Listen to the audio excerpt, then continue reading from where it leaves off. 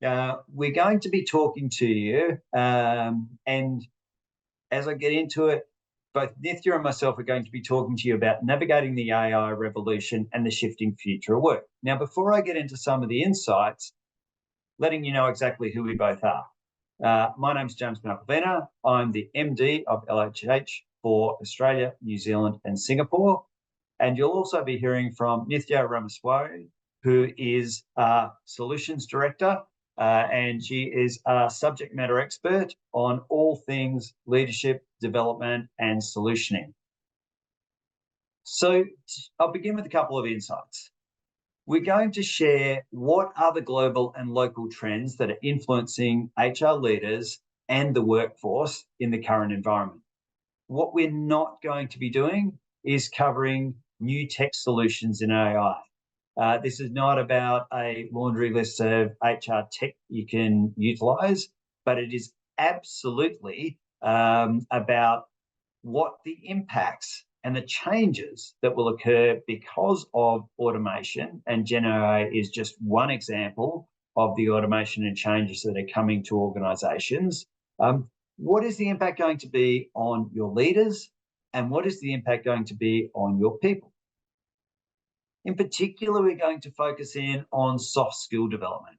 So how will this changing landscape require a differing level when it comes to emotional intelligence? How are teams going to collaborate and deal with the change? How will teams come together effectively and work towards their objectives? And how do you actually share and get people behind those objectives?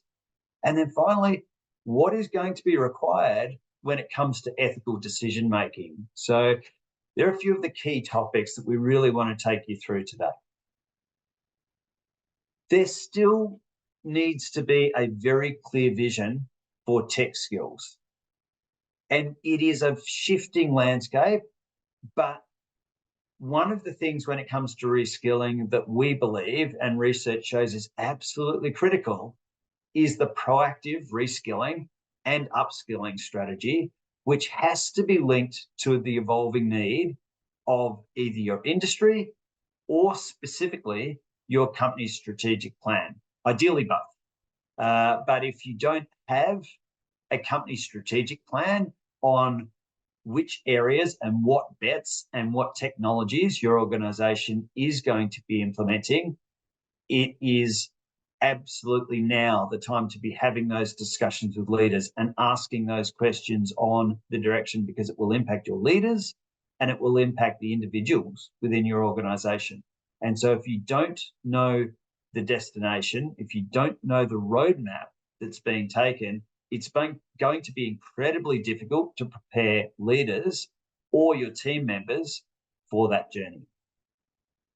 It's really important also to understand and to get a sense check on the desires of the workforce and what changes are going to be crucial to both attract and retain people in your organization. People are now selecting organizations and asking really smart questions on what is their approach to this topic. And they want to be joining, I don't think anything has changed in this, but people want to be joining progressive organizations that do meaningful work and are going to give them access to tools which will help them keep their skill sets current. So at LHH, all the research we've done through our Global Workforce of the Future survey supports the thinking that we need to deliver solutions that are actually a benefit, and they link to some really key challenges that organizations face.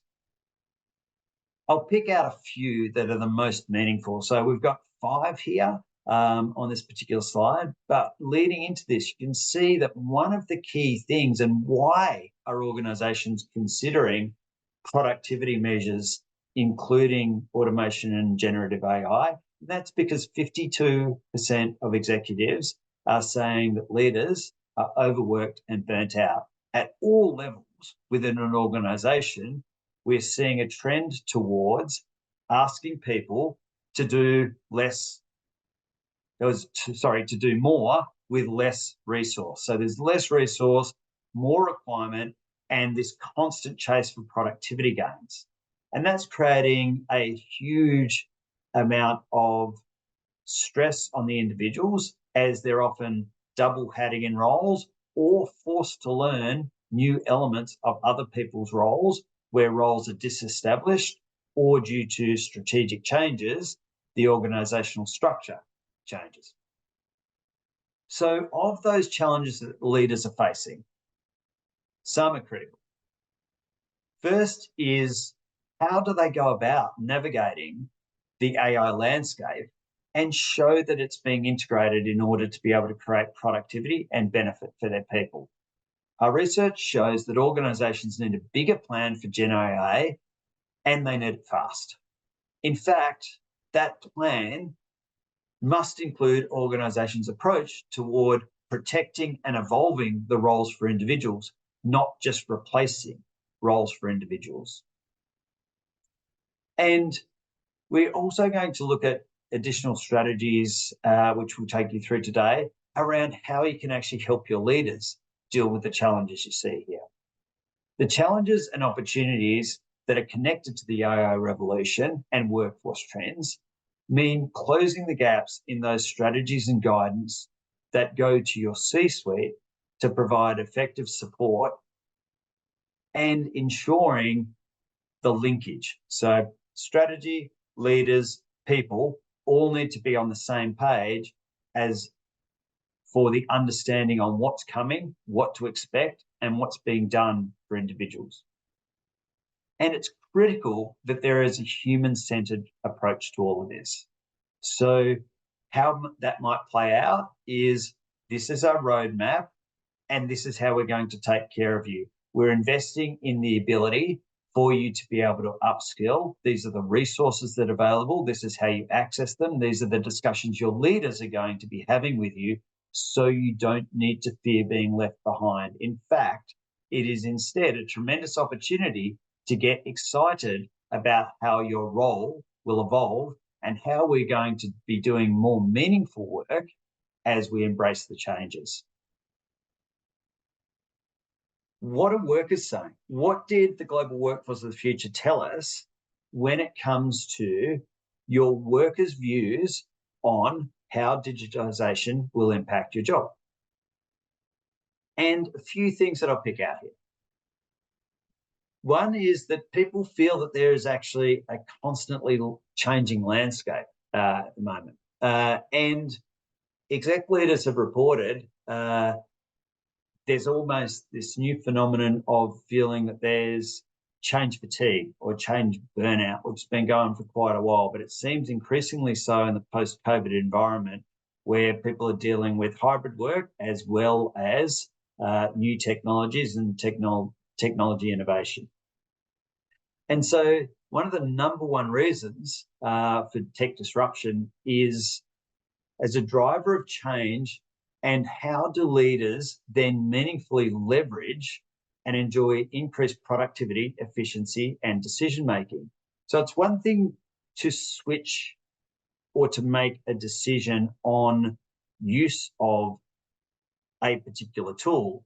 It's another thing to firstly get utilization, and then secondly, be able to map and clearly show the benefit that it has created. So what is the point of switching on? And I'll use Copilot as an example because it's something that we use internally at LHH and across the Adecco group. Yeah, it's one thing to switch it on and make it available for everyone. It's not a no-cost tool in order to be able to provide that to your staff. So there then needs to be follow-up in regards to looking at who is using it, and to actually continue promoting utilization if there is pockets of underutilization. And then two, constantly have reminders and to have learning sessions in order to be able to slowly peel back the layers on how people can utilize and increase their productivity using a particular tool. Just switching it on, just sending out an email to let people know that we've made an investment and this is available from tomorrow will be grossly insufficient when it comes to being able to report back higher utilisation and higher productivity measures. And then the other thing that we're told from our research is that, as much as these tools are coming to increase productivity, what is critically important is human-centered leadership. And that human-centered leadership is going to be at the core to actually attracting, retaining, developing, and motivating top talent throughout the change, to ensure that the right discussions are had as part of performance reviews, as part of development plans, as part of ensuring people are connected to not just, here's our learning management system, good luck, but to ensure people are connected to a journey that is meaningful to them, linked to where the organisation is headed, and linked to the resources available to them. So as we move on, what do workers expect? And what we're seeing is an increasing shift that workers are fearing less, that change towards a more tech-enabled future. In fact, now 81% of workers are positive that it holds benefit for them. And in fact, pessimism as to this is just coming to take my job has significantly decreased. So year on year, from the research we did in 22 to the data collected in 2023, the pessimism went down from 37% being pessimistic about the outcomes and the meaning of the adoption of generative AI to only 17% being pessimistic. And it appears that the happy-go-lucky Australians are probably more pessimistic than the rest of the globe when it comes, more optimistic when it comes to the use of generative AI. So we rate better than the global results, and 65% of people are positive about the impact it's going to make in their role. So as we move forward, who's responsible for driving the change? 56% of employers feel that the employer is responsible for understanding the changes and helping the individual change the outcome. And 48% of employers feel that it's the employee's responsibility to keep pace, stay up to date, and invest in their own learning. Our view is the answer's somewhere in between. And that's why I referenced before that linkage of making sure roadmap, leaders, and employees are all on the same page when it comes to what's expected, to ensure that there isn't two groups pointing the finger at the other, with the employees saying, and you're seeing it come back in your employee engagement results, my employer is not doing enough, there's not enough talent development opportunity at this firm, and the employers are saying, I wish my employees were more proactive. So it's not an easy solution, but it comes from ensuring transparency and consistency of communication. On to lack of agency. What do individuals feel about how this is all going to impact them? So 52% feel that external factors have more control on their career than they do at the moment. And 51% fear the unknown will hold people back from career change. So that second point is that fear of unknown tends to ensure that they stick to their existing role, because now is not necessarily the time to change. As things are more uncertain, I'd rather stick with what I know than to make the change. And so linking to what I've just talked about in the prior slide, that's really important to understand. It's overcoming that changing element, and people are moving to be more positive, but overcoming the fear factor and showing the positives and the benefits is going to be critical to the pickup and engagement. So I'd love to now hand over to Nithya, who's going to take you through in more detail some of the impacts that GenAI will have on leaders and some of the practical things you can look at doing by way of intervention.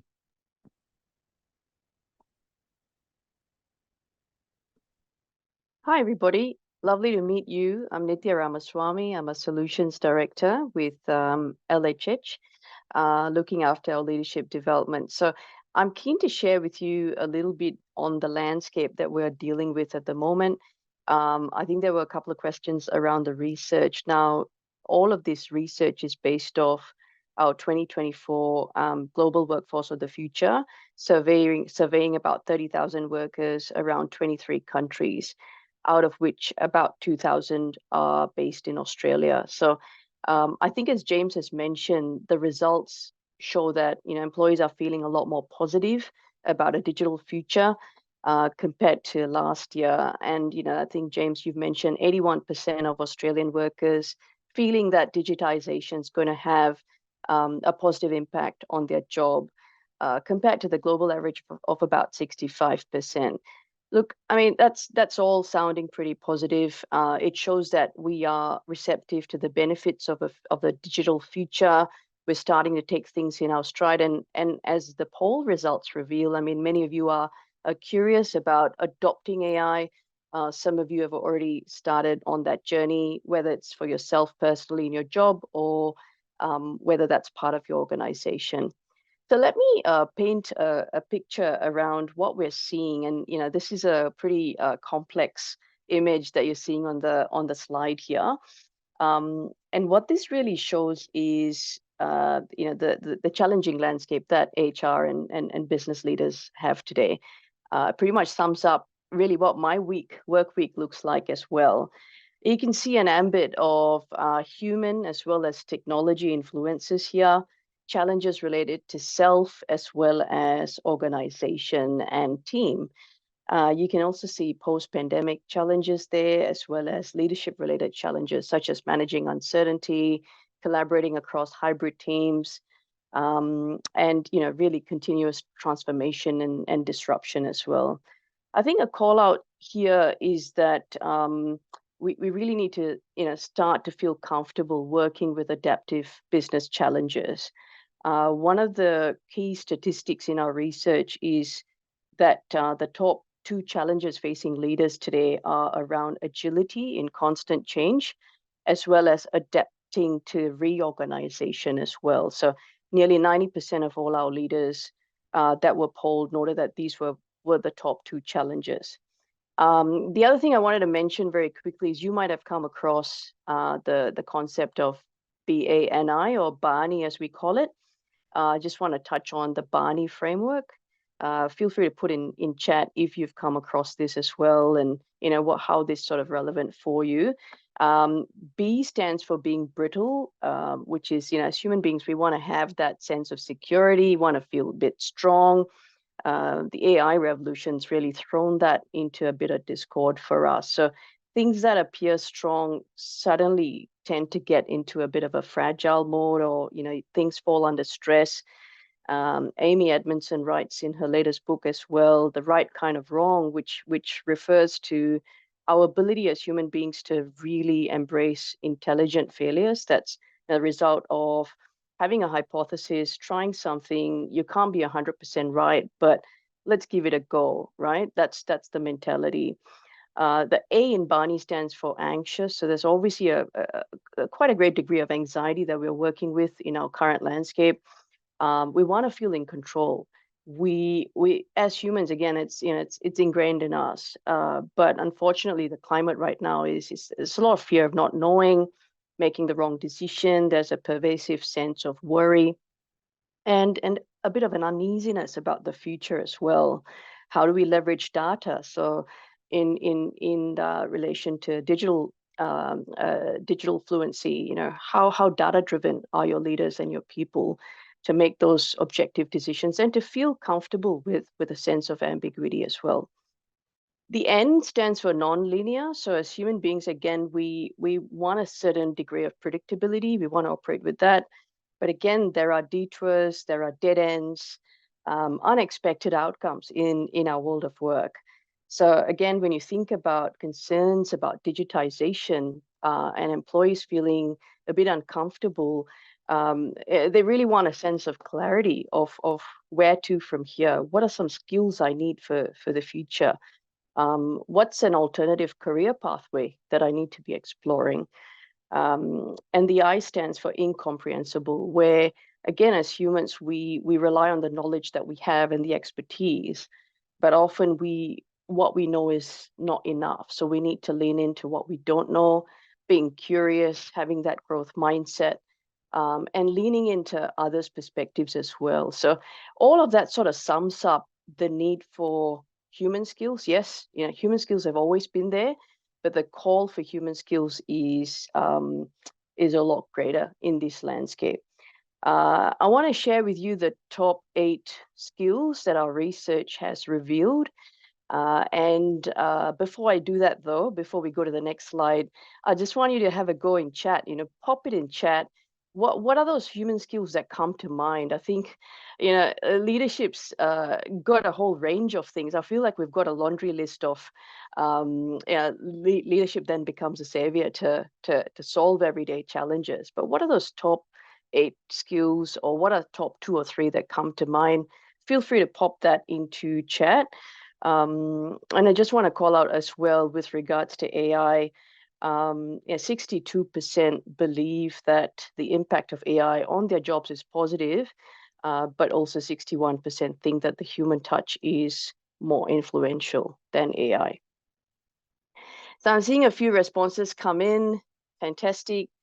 Thanks for sharing that. And a lot of what you're saying is so empathy, emotional intelligence, spot on there, resilience, critical thinking. Great, awesome. Let's share the next slide. And I'll just share what these are. And these are not in any order. I think we just listed them as it is.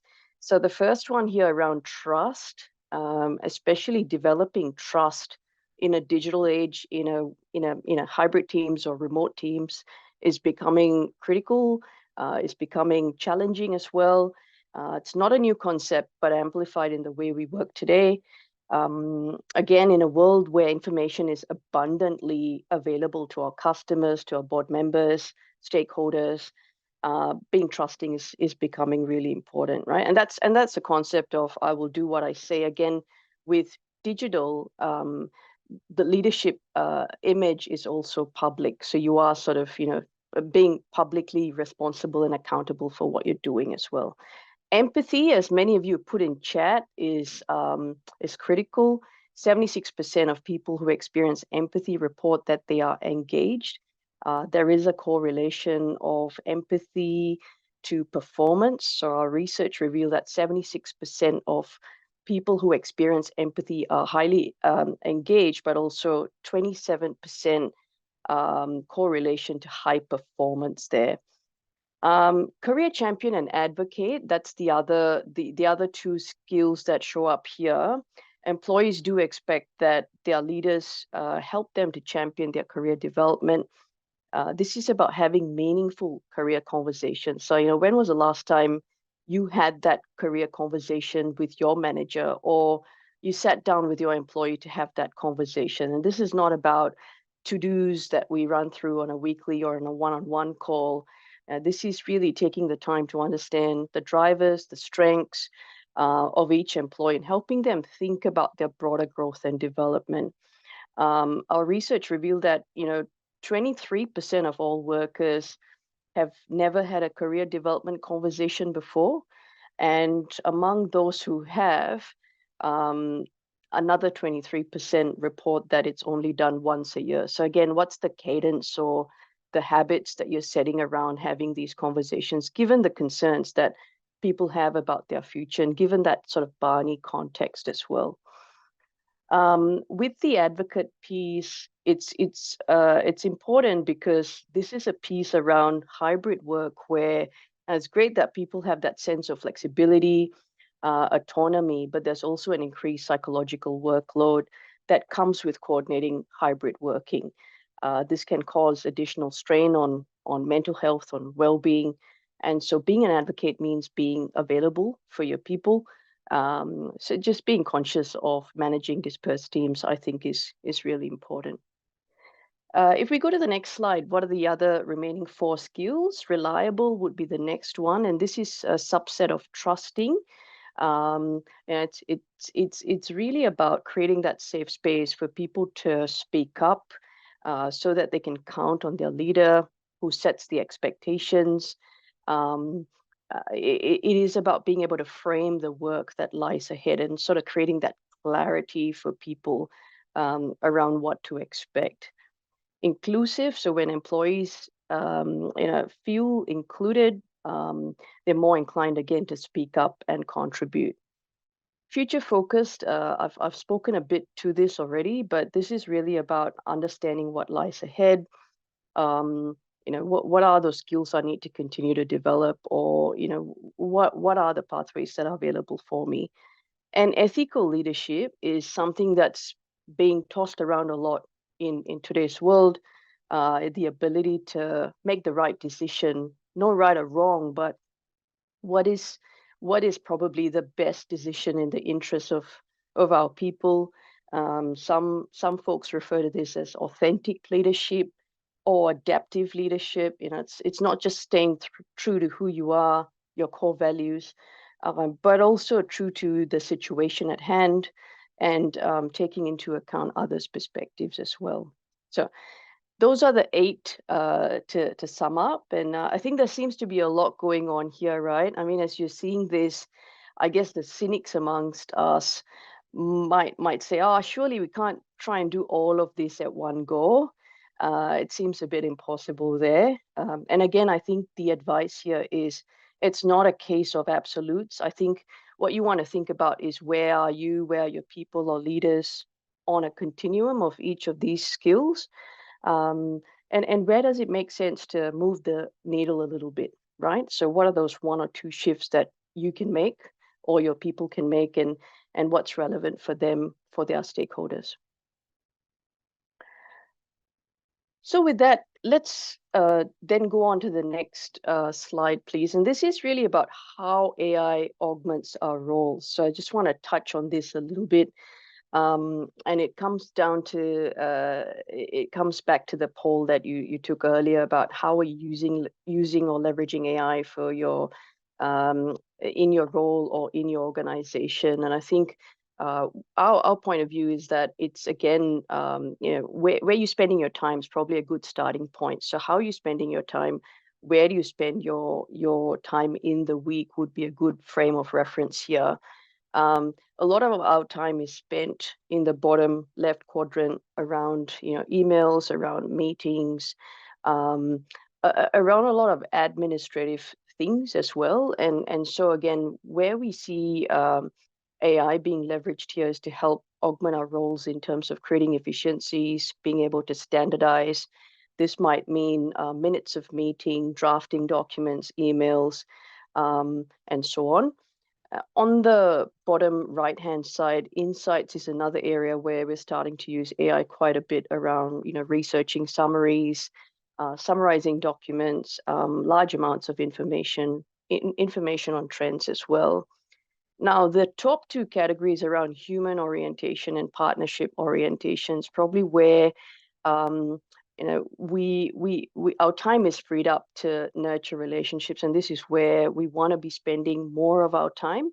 So the encouragement there is using AI to free up our time in the bottom two, so that we can then spend our time more strategically on the human-related activities there. Being a thinking partner, growing our partnerships, building trust. As many of you popped in chat as well, I mean, emotional intelligence can't be replaced. Prioritizing the well-being of our people, I think, is really important, and the authentic connections that we form as well.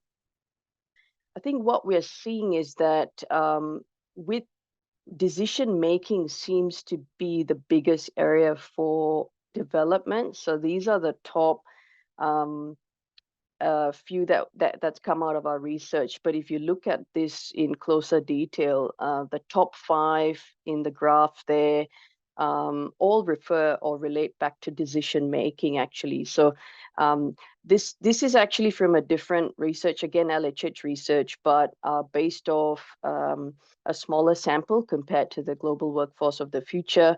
So this is based off our ICEO research, where we've interviewed about 2,280 C-level executives across globally.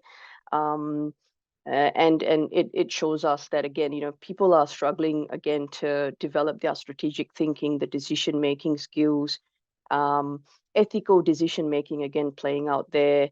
And again, to your point around leadership challenges, creating that flexibility, making decisions around that's becoming critical, and adaptability as well. So how do we develop decision making, and what does that mean for us? How do we strengthen our decision making? And the steer here is, again, we've got a nice 2x2. The steer here is really about balancing speed and stability. So decision making is not just about making decisions quickly. It is about, also taking a thoughtful pause to make the decision, to lean in and weigh in, as much as asking the right questions as well. So this is based off, and I should quote that this is based off McKinsey's Organizational Health Index, but a great framing for us to be intentional about our decision making. So leveraging AI for data analysis, perspective gathering, and summarizing is great. If you look at the bottom left-hand quadrant, that's sort of being trapped. And what that means here is you are in a hyperactive zone. It's the case of, when somebody asks you, how are you? And you're saying, well, I'm busy. If you're using that a lot in your daily language and saying I'm busy, you're probably sort of trapped with a number of to-do activities, and that's sort of the culture. But is that a healthy zone, or are you in a productive zone? Is probably what you want to think about. Bureaucratic is a bit sluggish, so you're stable but not operating at the speed you want to. And then startup on the top left is a lot of speed. So it's not really a startup, but you've got that startup mentality of speed, and agile is probably where we want to go with decision making. So that's the point where you are starting to have that mindset of both speed and stability as well. So encouraging experimentation, balancing advocacy with inquiry, balancing action and reflection are all part of that development. One last piece that is helpful to mention in the next slide is, what does this mean for us when we think about leadership development? What are the leadership implications? What we're seeing is that one size fits all is not working anymore. So 60% of leaders would like a wide array of different development options available for them. And that's because they're all at different points, and you've got to recognize that. So instead of one size fits all, we're really now advocating for a one size fits one. And that's the approach that we're encouraging and seeing with our clients as well. So, yep, journey led is great, but where do you personalize those options? What are the different experiences and modalities we want to be able to consider? Coming back to career champion and advocacy, what are those meaningful conversations we want to be having? How do we have them? Is an important thing to look at as well. So with that, I'm going to pause and pass back to James to summarize, because we want to leave enough time for questions. Brilliant. Thank you, as always, for those insights, Nithya.